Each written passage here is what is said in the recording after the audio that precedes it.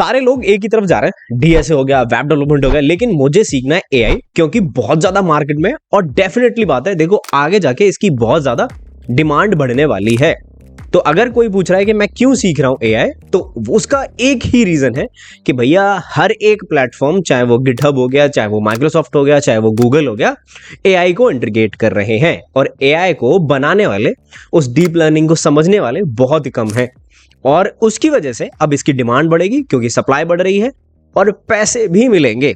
तो हमें अगर एआई सीखना हुआ इन 2024 तो मैं कैसे सीखूंगा, क्योंकि बहुत सारे लोग डीएसए की तरफ जा रहे हैं, वेब डेवलपमेंट की तरफ जा रहे हैं, लेकिन मुझे एआई सीखना है। तो देखो एज एन ट्यूटोरियल आपको कोई नहीं सिखाएगा क्योंकि बहुत सारी चीजें हैं, लेकिन मैं बताऊंगा आपको कि स्टार्टिंग से लेके एंड तक आप अपने आप कैसे सीख सकते हो सारे कंपोनेंट, सारी चीजें। ठीक है, कैसे मशीन लर्निंग सीखोगे, कैसे डीप लर्निंग सीखोगे, अब उसमें कंसेप्चुअल क्या चीजें रहने वाली हैं, क्या थ्योरी रहने वाली है, क्या लैंग्वेज सीखोगे, सारी चीजों के ऊपर आज हम बात करेंगे।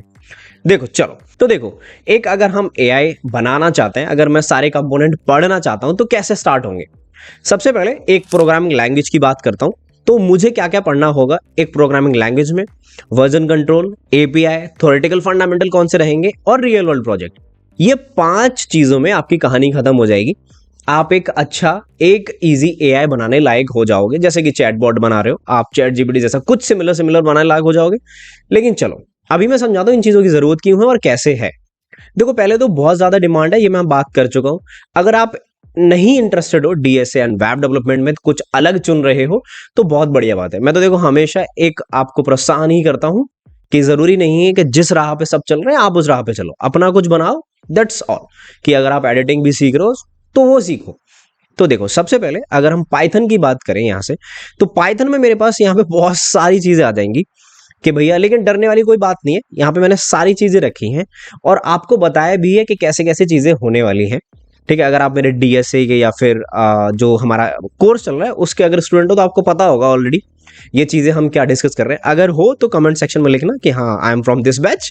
ठीक है, अब देखो बेसिक्स, आप एक पाइथन के सारे बेसिक्स पढ़ोगे कि क्या क्या है पाइथन, हिस्ट्री वगैरह पढ़ोगे, कैसे यूज होती है।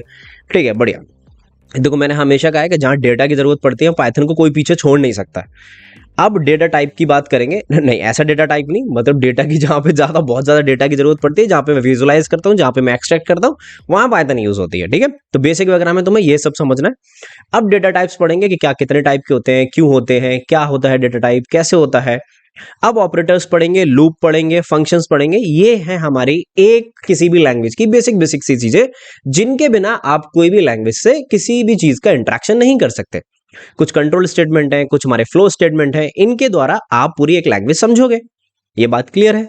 चलो अब ऊप्स की बात करते हैं। देखो पाइथन एक हमारी ऑब्जेक्ट ओरिएंटेड प्रोग्रामिंग लैंग्वेज है। इसी से हम बहुत सारी चीजों पे काम करेंगे, हमारी क्लासेस बनेंगी, हमारे ऑब्जेक्ट्स बनेंगे। ये हमें काफी ज्यादा हेल्प करते हैं। सारे प्रिंसिपल्स अगर हमने डीएसए की क्लास में देख रखा है, अगर नहीं है तो नीचे में लिंक दे दूंगा, वहां से जाके ऊप्स कॉन्सेप्ट्स पढ़ लेना। वो जावा में है, लेकिन पाइथन में भी आपको सेम ही करना है। ऊप्स कंसेप्ट हर एक लैंग्वेज में सेम रहता है। ठीक है, कुछ ज्यादा बड़ी बात नहीं है। अगर एक लैंग्वेज में पढ़ो, इंप्लीमेंट कहीं भी करो। ओके, अब डेटा स्ट्रक्चर देखेंगे कि भैया क्या क्या डेटा स्ट्रक्चर होता है, क्योंकि देखो जब आप डेटा से इंटरेक्ट कर रहे होगे, बहुत सारे डेटा आपको मिलेगा इंटरेक्शन करने के लिए, तो वहां पे कौन सा वाला डेटा स्ट्रक्चर आपको ज्यादा बेनिफिशियल करेगा, वो आपको डेटा स्ट्रक्चर से समझ में आता है। चलो लाइब्रेरीज कौन सी देखोगे। देखो लाइब्रेरीज को देखने के लिए मैंने यहाँ पे पूरा एक ब्लॉग दे दिया है, जहां पे किसी ने ये ब्लॉग लिखा है, बहुत अच्छा है ये, कि इसमें कौन सी लाइब्रेरीज हैं जो आपके लिए यूजफुल होंगी आपको एक एआई को बनाने के लिए। जैसे टेजरफ्लो है, ऐसी बहुत सारी, नमपाई है। नमपाई क्या करता है, नंबर्स जितने भी होते हैं उससे आप इंटरेक्ट करोगे तो ये लाइब्रेरी बहुत ज्यादा हेल्प करती है। तो ऐसे इसको आप एक बार देखना, गो थ्रू करना। सारी लाइब्रेरीज वो हैं, ठीक है, जो आपको पाइथन में पढ़ाई जाएंगी, जो आपको पढ़नी है। ठीक है, अब चलो आईडी क्या भैया, देखो 3 आईडी है। इंटेलिजे मैंने यहाँ पे रखा नहीं है क्योंकि पाइथन में इंटेलिजे इतना यूज नहीं है। ठीक है, तो यहाँ पे क्या है, VS कोड, पाइचार्म, जुपिटर। लेकिन मैं जहां तक जितना रिकमेंडेड करता हूँ, या तो पाइचार्म यूज करना या जुपिटर यूज करना। VS code is for web development. ठीक है, अब वर्जन कंट्रोल, भैया इसमें वर्जन कंट्रोल की क्या नीड है। देखो वर्जन कंट्रोल है जस्ट लाइक 4 लोग काम कर रहे हैं, अब 4 लोग आपस में कोड शेयर कर रहे हैं और वर्जन कंट्रोलिंग हो रही है कि किसने क्या कोड पुश किया, क्या मर्ज हो रहा है, तो वो सारा हमारा एक जगह पे सिंक्रोनाइज रहता है। इस वजह से हम वर्जन कंट्रोल यूज कर रहे हैं और ये हर जगह आपको हर कंपनी में मिलेगा, तो पढ़ना जरूरी है। बढ़िया, चलो यहां तक भैया समझ में आ गया। अब एपीआई, भैया ये तो हमने जावा डेवलपमेंट में सुना था, ये तो हमने वेब डेवलपमेंट में सुना था, एपीआई यहाँ पे क्यों पढ़नी है? देखो जहां पे आपको दो चीजें मैंने हमेशा से बताई है कि एक अगर एपीआई बनती है तो रिक्वेस्ट और रिस्पॉन्स होता है। तो चैट जीपीटी पे जब आप कोई प्रॉम्प्ट पास करते हो तो आप उसको रिक्वेस्ट भेज रहे हो और वो आपको रिस्पॉन्स दे रहा है। ऐसे ही चैट जीपीटी अपने डेटाबेस में रिक्वेस्ट मारता है और उसको रिस्पॉन्स मिलता है इंजन से, ठीक है। तो वो इंजन कहां से लेके आता है? डेटाबेस से। तो जहां पे मैंने आर्किटेक्चर बहुत बार समझा है कि एक एपीआई का क्या रिक्वेस्ट फॉर्म होता है, कि आर्किटेक्चर क्या होता है, रिक्वेस्ट और रिस्पॉन्स। वैसे ही आपकी चैट जीपीटी काम करता है। तो अगर आपको सिमिलरली ऐसा कुछ बनाना है तो एपीआई तो आपको पढ़नी ही पढ़नी है और देखना है कि कैसे बनानी है, क्या है, कैसे चलती है, और इन सब चीजों का आप यूज करके, आप जैसे चैट जीपीटी को मुझे अपने सिस्टम में इंटीग्रेट करना हुआ तो चैट जीपीटी की एपीआई ही तो मैं यूज करूंगा। तो इस वजह से मैं कह रहा हूं एपीआई बहुत ज्यादा इंपॉर्टेंट है। चलो अब थ्योरेटिकल कांसेप्ट क्या रहेंगे, देखो ये थोड़े से इंपॉर्टेंट है। अगर आप इंजीनियरिंग के स्टूडेंट हो तो मोस्ट ऑफ द टॉपिक इसमें से आपको पता होंगे, क्योंकि इंजीनियरिंग में हमें एक आर्टिफिशियल इंटेलिजेंस का पूरा टॉपिक, क्या पूरा सब्जेक्ट दे दिया जाता है। उसमें neural network, machine learning, deep learning, ये सारी चीजें होती है। देखो बेसिकली सारी चीजें मशीन लर्निंग का पार्ट है। एक मशीन लर्निंग आपका सुपर सेट होता है जिसके अंदर आपकी आर्टिफिशियल इंटेलिजेंस, डीप लर्निंग, ये सारी चीजें आ जाती हैं, ठीक है।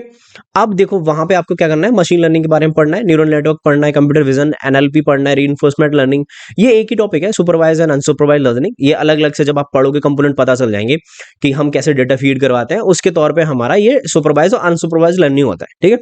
लीनियर अलजेब्रा ये मैंने रख दिया यहाँ पे, ये मैंने जानबूझ के टॉपिक रखे हैं क्योंकि देखो मशीन लर्निंग में मैथमेटिक्स होना बहुत बहुत बहुत ज्यादा स्ट्रांग है।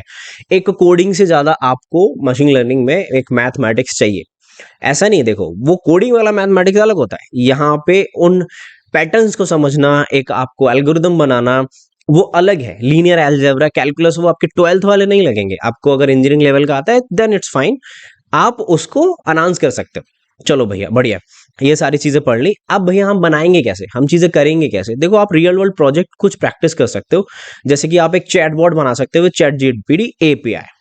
आप चैट जीपीटी की एपीआई यूज करके एक चैटबॉट बना सकते हो, ठीक है। एंड रेडिट डेटा, ये सारे कंपोनेंट है। ये कहीं से भी आप एक अगर गिटहब रेपोजिटरी से जाकर उठा के क्लोन करोगे, उसको फिर समझने की कोशिश करोगे, आपका काम हो जाएगा, ठीक है। फिर आप अपना बना सकते हो। बहुत सारे प्रोजेक्ट ऐसे गिटहब पे बने पड़े हैं, ठीक है, आप जाके देख सकते हो, चेकआउट करना। Create a custom chat GPT for data science nerd. अब आप अपना एक कस्टम जीपीटी बना सकते हो। देखो ये एक चैट जीपीटी है ना, एक फॉर्म का एआई है जीपीटी, ऐसे आप अपना जीपीटी बना सकते हो, ठीक है। तो आई होप ये पूरे एक आपको रोड मैप से समझ में आया होगा कि आपको एआई कैसे पढ़ना है।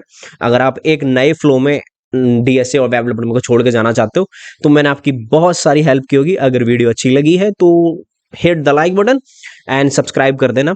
अगर कोई भी क्वेश्चन है तो कमेंट सेक्शन में लिख सकते हो, मैं डेफिनेटली रिप्लाई करूंगा। I will see you next video, till then take care, bye bye, keep learning.